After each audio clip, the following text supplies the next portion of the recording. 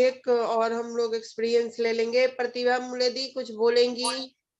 हाँ दीदी, हाँ जी। मैं मेरा अनुभव बताना चाहती हूँ। क्योंकि जब मैं न्याय शोक से जुड़ी थी तब तो लॉकडाउन था और हमें टेलीग्राम भी पता नहीं था। सबसे पहले टेलीग्राम का परिचय हमको रीता दीदी ने दिया। हम बोले ये क्या होता है टेलीग्राम? पहले टेलीफोन से मैसेज जाता था, उसको टेलीग्राम बोलते थे। तो वो दीदी बोली कि नहीं, वो एक ऐप है, उसको डाउनलोड कर लो। और हम दीदी से जुड़े और बहुत अच्छा लगा हमें इस दीदी से जुड़ के, क्योंकि न्यास मुझे पहले से पता था, हम लोग करते थे न्यास, मगर न्यास का इतना विस्तृत विवरण दीदी ने हमको दिया कि न्यास असल में क्या है। तो मुझे निगेटिविटी जो 10 वाक्य है, 10 इंद्रियों के 10 वाक्य मैं समझती हूँ। और फिर वो समझाया किसे जा रहा है? 11वें मन को। मन को समझाते हैं। मैंने पहले से वो 10 वाक्य जब दीदी ने सिखाए थे, तब मुझे लगता था कि 10 इंद्रियों के 10 वाक्य है और मन को समझाना है कि ऐसा करना है। तो मैं वो उस पे ज्यादा मैंने स्टडी किया। और 108 बार मैं रोज बोलती थी, दिव्य प्रेम प्रकट हो, रोक शोक नष्ट हो, दिव्य क्षमा प्रकट हो, रोक शोक नष्ट। 108 बार अभी भी मैं 2 माला करती हूँ उसकी।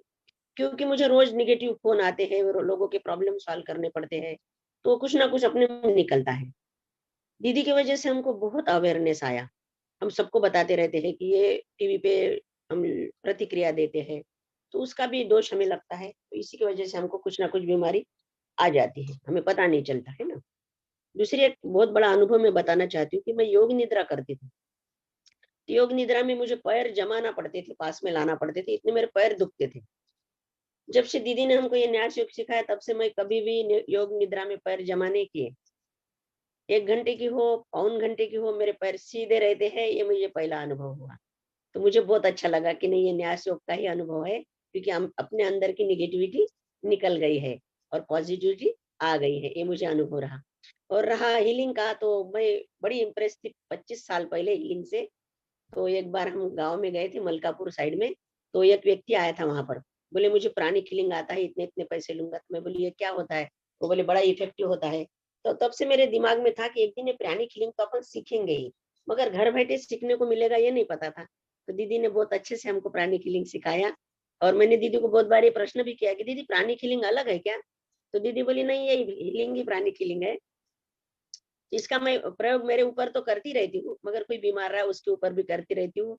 और वो उसको भी बहुत आराम होता है प्राणिक हीलिंग से, ये हीलिंग से। और मैं डिस्टेंस हीलिंग भी देती हूँ लोगों को। वो भी बोलते हैं कि आपने अच्छा हो गया तबीयत, और आपने बहुत अच्छा कर दिया। तो मैं बोलती थैंक्स बोलो हमारे डॉक्टर बीपी साई को, जिन्होंने हमको ये ज्ञान दिया।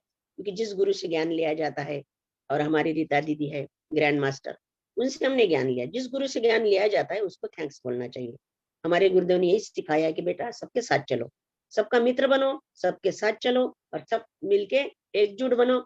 और पूर्व तब अपनी सतयुग आएगा और भारतीय संस्कृति जन जन तक हम पहुंचाएंगे। जय गुरुदेव, सभी को प्रणाम।